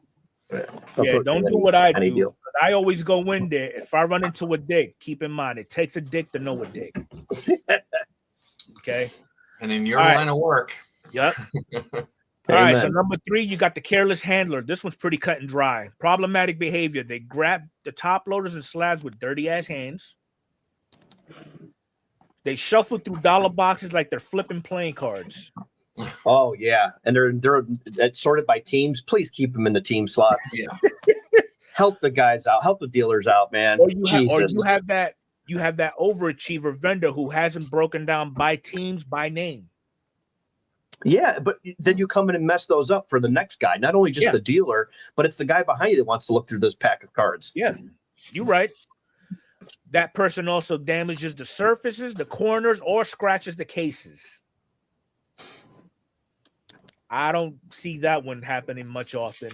Because I'm a firm believer. You break, you buy. All right, the financial impact, basically a single careless drop or fingerprint can kill a $500 plus card value. That would be, I would place that on the vendor's point if he doesn't have his card properly protected. Yeah. Yeah, like a thicker card and a too loose of a top loader that just slides out. If you have a Top Dynasty card only in a damn sleeve, that's your fault. Or just in a top loader that doesn't fit and it slides right out. It squeezes out it indents the corners. Yeah, that makes sense. Yeah. Or the ones that are too tight and you're just jamming it in there and it presses on that corner because those cards usually have a little bit of a bow to them when they're made, those thicker cards. So yeah, it could go too thick or too loose. Yep. So also dealers may have to reduce prices due to visible wear. Well, that's what happens with wear and tear. Trust in public handling systems, showcases, dollar boxes, erodes. If you booked out this show that you're going to be a vendor in, Arnie, and they allowed you to keep your stuff there overnight, will you? He has me on mute. He's on mute. Yeah, he's on mute. Away. Okay, Mike, if you was a vendor and you had a table or two for the whole weekend, and you was given the okay to leave your stuff all overnight so you don't have to haul it back and forth from your hotel room, would you? It depends how much stuff I have. It depends the value of the stuff I have. I mean, if I had certain cards that were, I would probably put a limit on it. If they were like $100 or more, I would take those cards back with me. If it's just boxes of 25-cent cards, I'd probably leave them there. Right. I mean, I would probably sit here and say, yeah, just like you, I would take my more higher end stuff back with me and just leave whatever base or whatever dollar bin stuff that I have. If it's gone, it's gone. That's just less stuff for me. Well, if you go to the National, do those guys set up every day? Or is it just... You and really it depends on what they're bringing. It depends on what they're bringing, too. Okay. All right, so etiquette best practices. Ask before handling. That should go without saying. Use clean hands at the very least, because I don't see anybody walking around with latex gloves in their back pocket. Handle by the sides, not by the surface.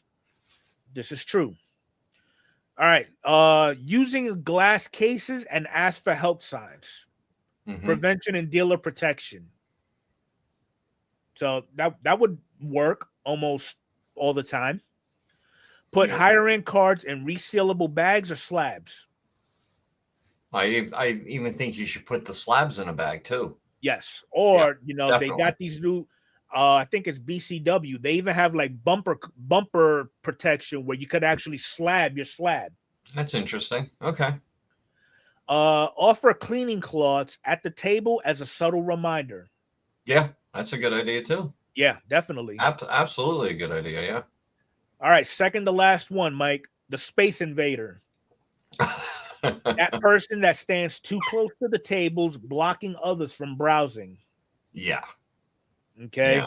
So if you got somebody who's 6'4", 300 plus pounds, and just his mask takes up half the damn display. Yeah, it's like going to a concert and you got the guy that's 6'4" in front of you and you can't see anything because he's blocking your view. Or you're flying from one state to another. You're in the middle chair and you're sitting between two. Yeah, know exactly what you mean. Yeah. Or you've got that individual that leans over displays with bags or drinks, risking spills or damage. It shouldn't be allowed. Not at all. I'd be like, no, you need to go somewhere else and drink that. What about those that linger at the tables without buying or interacting? They just taking up real estate. Yeah, I mean, I don't know. I don't know how to react to that one. I mean, interacting. Exactly. Do you really have to interact with somebody? I mean, you can just be looking at the cards and, yeah, I mean, it's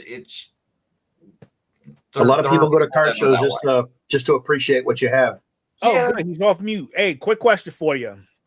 Are you going to be that guy that basically if let's just say you set up at the show for the weekend, right? Saturday and Sunday. You get the okay from the venue to leave your stuff overnight. Is that something you're doing? No. Okay. So you taking everything that you brought with you back with you and resetting up all over again the next day? I'll leave my display cases, but I'm bringing the cards back. Okay. All right. Are you putting out like 25-cent boxes and stuff like that too? No, just going to have maybe. You're going higher end. Yeah, just display cases. Yeah. Okay. And it's easier. It's just less to take, but it's a lot of cards that when I say higher end, I'm talking, cards under $20, but they're going to be in a case and then I'll have slabs. Okay. All right. Then you got those individuals who are often unaware of their own presence or body positioning. Sounds like I'm working at my job. This does. Is this part of your HR meetings? It's like I'm ducking and dodging. That's a good one, all day long. Jeez. This is me asking patients at work. So are you top, bottom, or versatile? This can go a lot of different directions. Oh, yeah. So the impact on flow and comfort, okay, that buyer creates bottlenecks in high traffic areas. I don't really have an issue with that unless you're like really at a small venue. Yeah.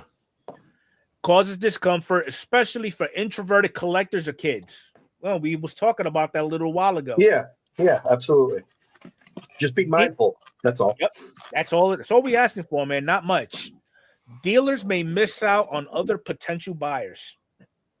Yeah, I think it's up to the dealer to kind of see and recognize that. You got to remember, a lot of these guys are set up there by themselves. Like it's just one guy at 4 tables, and he's a regular. He's been doing these shows every year for the last 20 years, and he's got a lot of real estate to watch. Right. So definitely.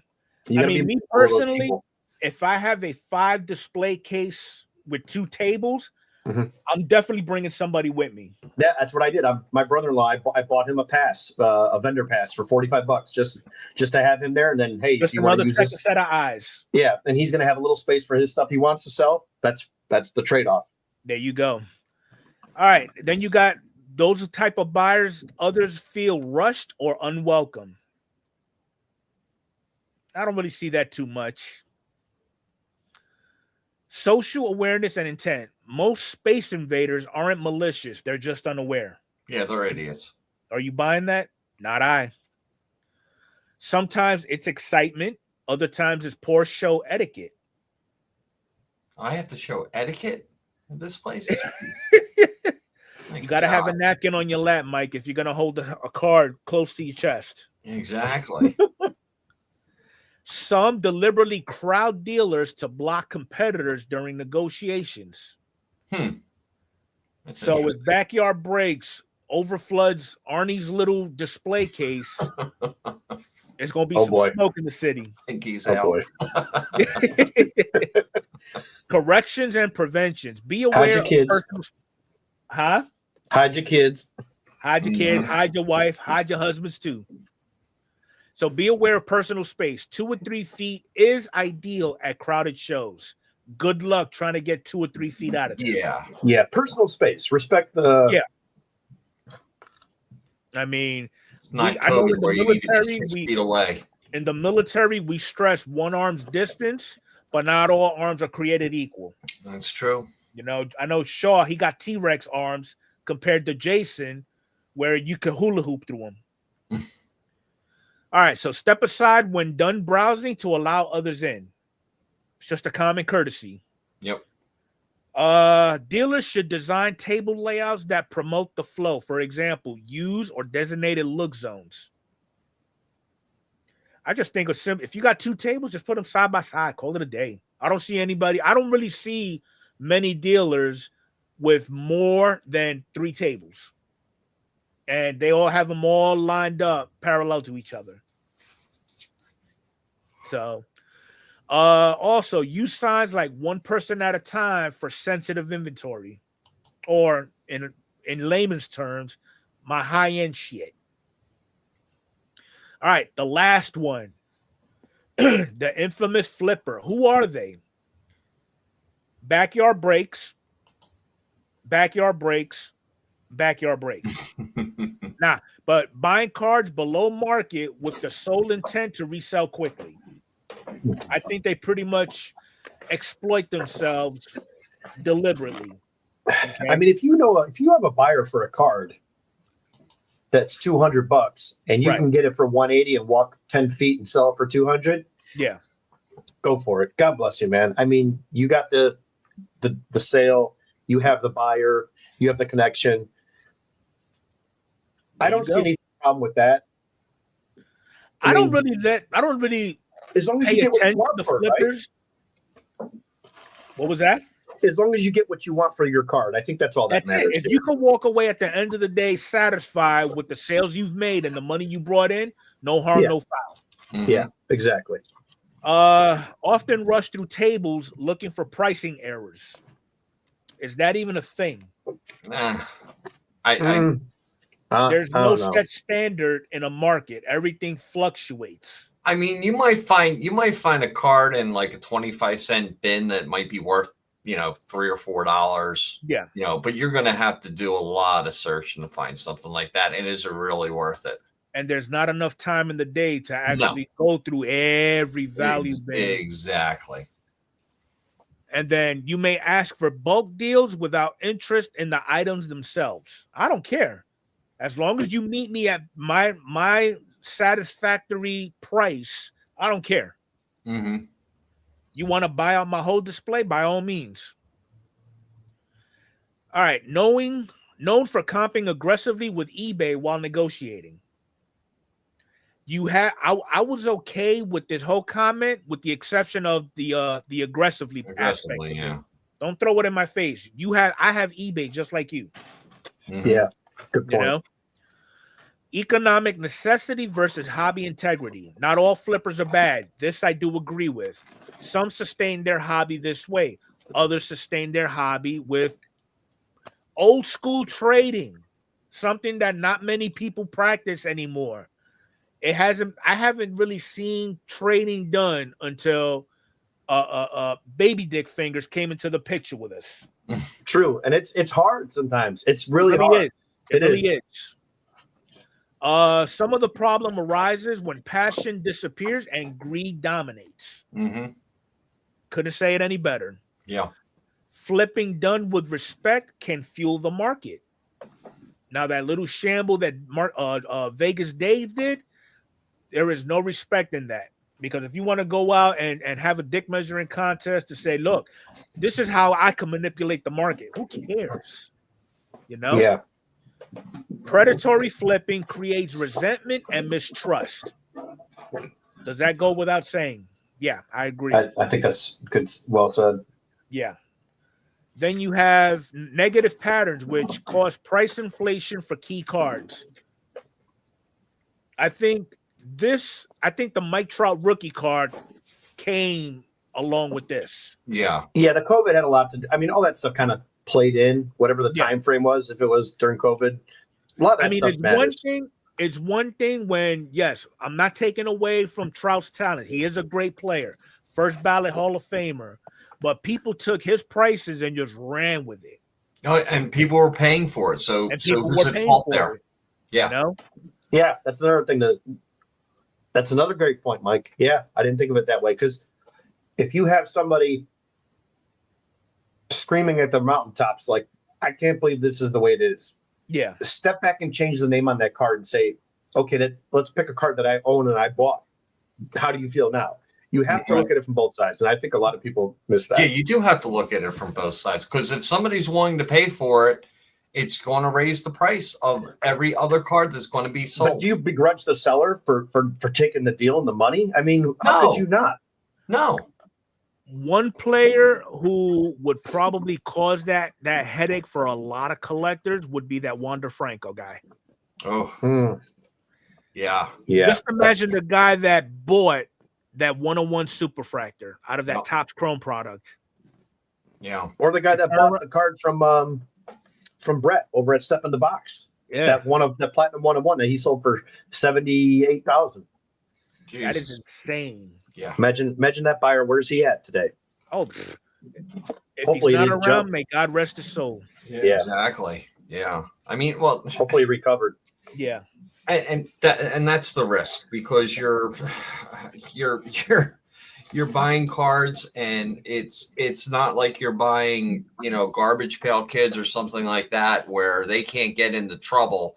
You're buying, a human being basically. Yeah. And everybody has their faults.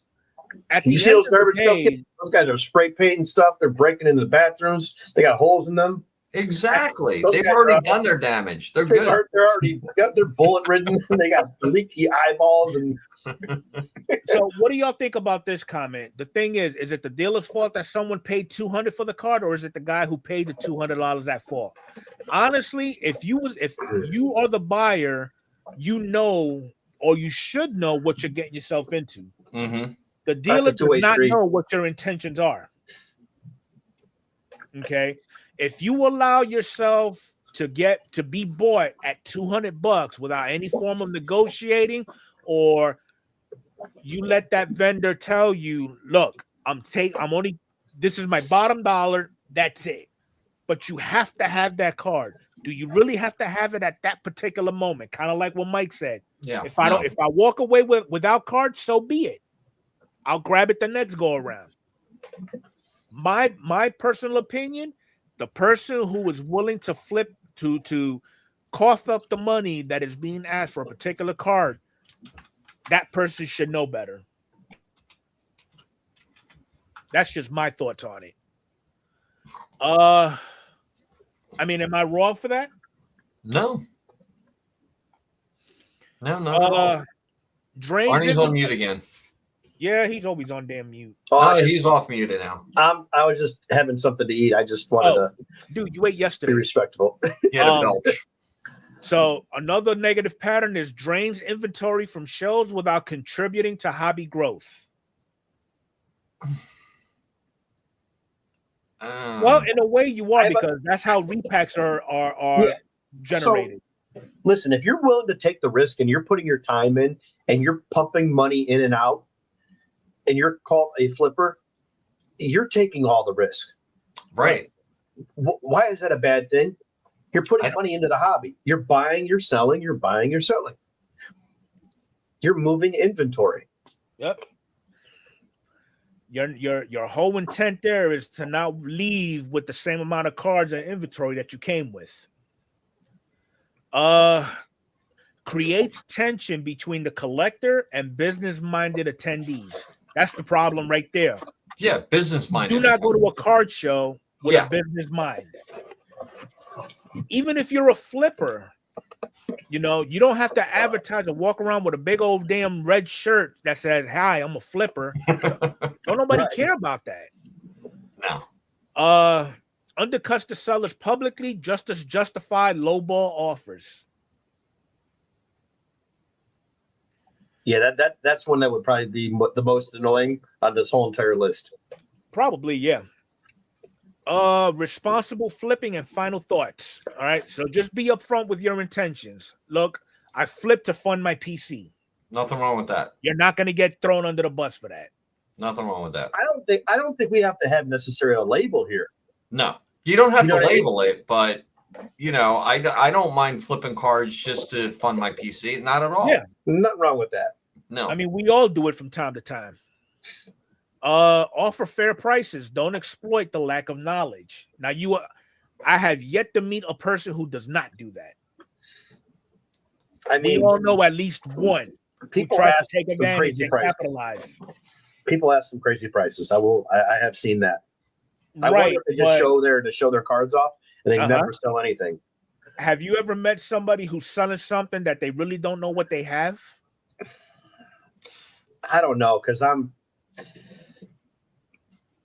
not really. I guess when I go to a show, I'm looking for stuff for like my sets and stuff like that. So that really doesn't come into play. Okay. Because I'm looking through, stacks of ungraded vintage, like not commons, but not Hall of Famers. So they're not graded. So I'm looking for the good condition stuff. And most people know what they have because they have a stack of them. Okay. I think you're thinking more along the lines of, hey, by the way, that's a 1 of 1. I didn't know if you noticed in the back, they're selling it like a base card, but it's a 1 of 1 type of deal. Do you say something if you snag that in a quarter box or a $1 box or a $5 box? Or, let's be a little less overwhelming. What about a super short print from a flagship set? Yeah, a $100 card that's in the $1 box. I flipped through your dollar bin, and oh shit, I run into a Julio Ichiro fucking super short print. But you got it marked there for $1. Yeah. I mean, time to check yourself at the door right there. Me personally, I would have out, and I'm gonna be I've been built with fucking integrity for as long as I've been around. But as tempting as it would be to walk away and just give you that $1, it would kill me after knowing that I took advantage of that situation. I would actually be the bigger person, be like, hey, you would probably still get that deal done. What was that? You would still get that deal done, though. I would still get the deal done, but I would feel better knowing at least I made him aware of what he was actually having for sale well below what is actually valued at. Mm-hmm.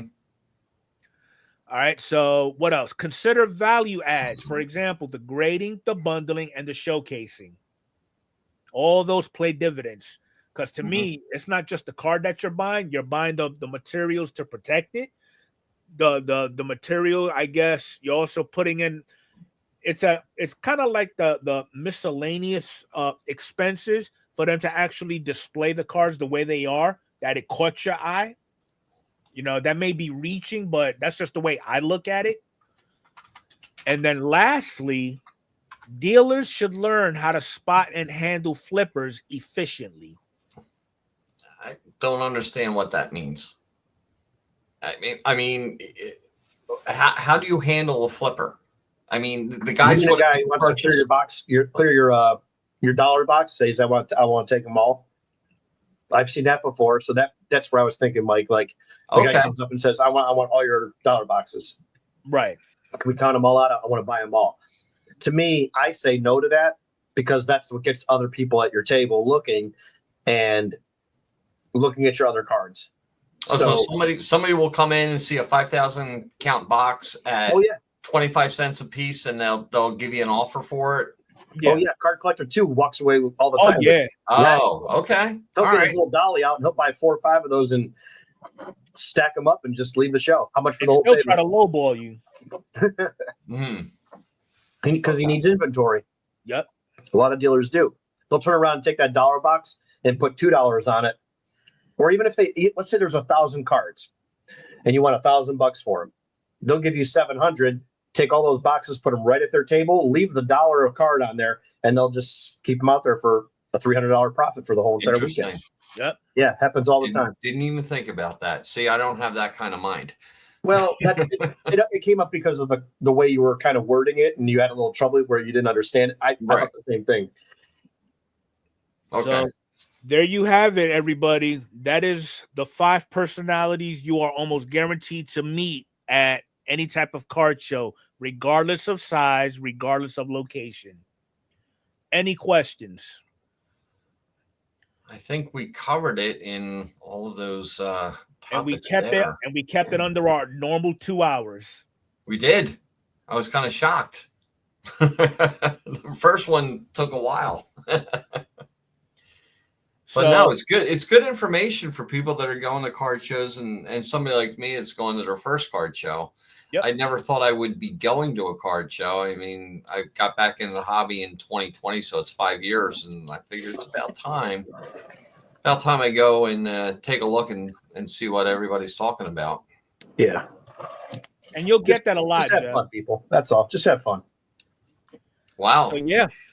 Look at that, Jeff. You bought a 5K box of cards for $25. Exactly. Nice. Just because he didn't want to bring, he didn't want to drag it home with him. Don't there blame you go. You never know what you're going to find in there. Yep. So that's pretty much everything we have for tonight. I did want to save this for the last part of the show. The Baseball Card Junkies podcast will actually be commencing on 2 days versus just one. So I would recommend for you to remain attentive to any community post that I put. All the information will be there.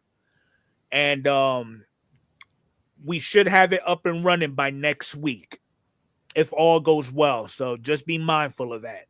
So the days we're looking at are going to be Mondays and Sundays going through the week.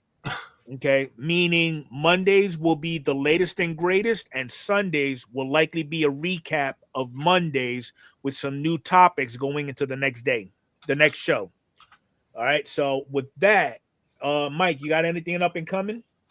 No, my first card show is in 5 days. That's about it. Go. That is awesome. I don't have anything. No, I really don't have anything coming up. As far as breaks or anything like that, I just have a whole bunch of shorts in line that are coming up on my channel. That's about it. Other than that, no. And that notice for you? Yeah, just a normal Friday show. That's it. I'll see everybody on Friday that can make it out, and I will be at the Strongsville show coming up this weekend. Okay. Large vintage show that's going to be in Strongsville, and that's pretty much all I've got. I'm probably going to go live on Saturday with Mike Petty, who jumps in the chats from time to time. I was just about to ask you, are you going to drop a stream while you're there? Probably, and I'm going to do a box opening with him because he doesn't, we're going to open some, I'm going to make him open something shiny, maybe some chrome product or something. Awesome. So that should be pretty fun. Okay. Well, I'm getting ready to put together a video showcasing four orders for PSA grading. I'm not going to send them just yet, but I think I got about 82 cards that I want to get graded. And I know there's still some coming in now. So as soon as I'm hoping we get a nice deal that is reasonable for May. Yeah. If not, I'll just have to piece it off, especially since now the turnaround is 65 days. So yeah. I can knock off two orders in a 4 to 5 month time span. So I'm good with it. How about your box of the J-Rod box that you got? Are you doing a video on that? Actually, I had the missus open it, and we opened it. We opened it with vodka involved. So all the corners are damaged? Is that what No, they're not damaged. But if you was to ask me what I pulled from it, I couldn't tell you. Gotcha. Nice. Okay. Well, we'll have to see a recap at least. Definitely. I'll drop a short on that one. Cool. But cool. Because I've never seen that product being open. That's why I asked. Yeah, no worries. I'll go ahead and do a short for you. But if you just came in, please hit that like button for me. Make sure you check out these two gentlemen's channels. And we will catch you again possibly this Sunday. If not, definitely Monday. More information to follow. Have a good night, everybody. Take care, fellas. Thanks, everyone.